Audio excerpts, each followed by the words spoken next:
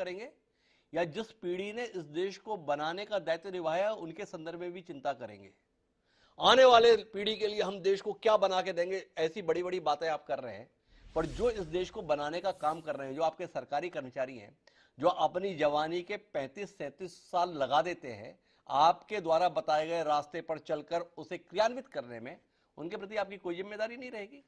क्यों नहीं उठाना चाहते आप उनके बुजुर्ग के समय की जिम्मेदारियों को?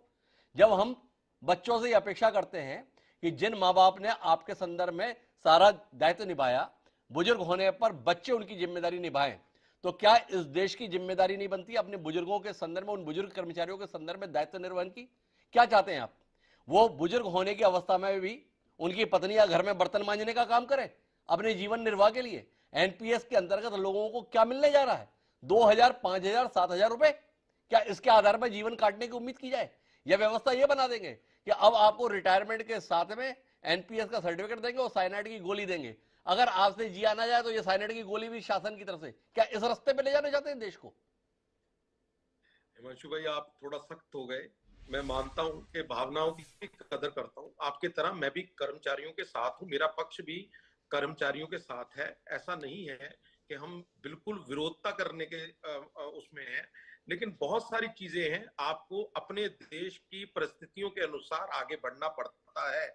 आज हमारे आजू बाजू के सारे देश बिल्कुल जीरो हो चुके हैं, फाइनेंशियल जी बिल्कुल जीरो हो चुके हैं सर, मर चुके हैं और कुछ मरने की कगार पे हैं। आप देखिए ना सर, कोई भी एक देश हमारे एशियन कंट्रीज में, चाइना के अलावा, जो चाइना का भी अभी अंदरूनी उसका पार्ट नहीं पता, क्योंकि वो वहां पे एक डिक्टेटरशिप वाली चीजें ज्यादा चलती हैं, जहां पे बाहर ही नहीं आता मीडिया के द्वारा। हिमांशु भाई, वहां पे ऐसी बात हुई होती तो शायद आज हिमांशु जी को भी वो एक्शन में ले लेते। तो ये एक मेरे हिंदुस्तान की एक अच्छी है कि यहाँ पे आप अपनी अभिव्यक्ति है, फ्रीडम ऑफ एक्सप्रेशन है। रही बात हिमांशु भाई, ऐसा कुछ भी नहीं है, उनका सत्कार, उनका मान, उनका दिल से है। और इस ऐसी कोई योजना जिससे मेरे कर्मचारी हर्ट हो वो नहीं होगी। लेकिन आप देखिए, ये बात कब शुरू हुई है? ये बात हुई है 2004 से, और आज क्या चल रहा है? आज चल रहा है 2022, और इस 18 साल में विरोधता नहीं थी। अब विरोधता क्यों है? विरोधता का कारण क्यों है?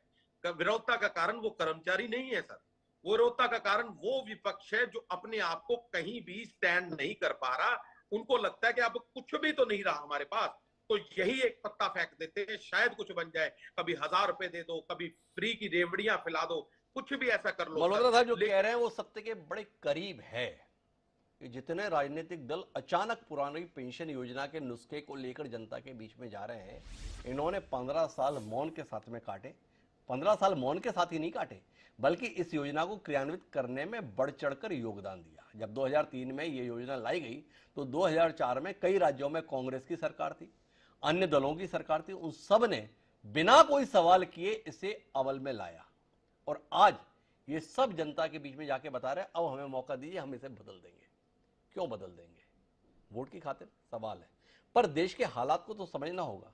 हमारी आपत्ति इस संदर्भ में आ रही थी कि एक तरफ दावा करें कि देश बहुत मजबूत हो रहा है, दूसरी तरफ इस संदर्भ में पल्ला झाड़ें कि हम बुजुर्गों के संदर्भ में भाई ये जिम्मेदारी उठाने की स्थिति में नहीं है।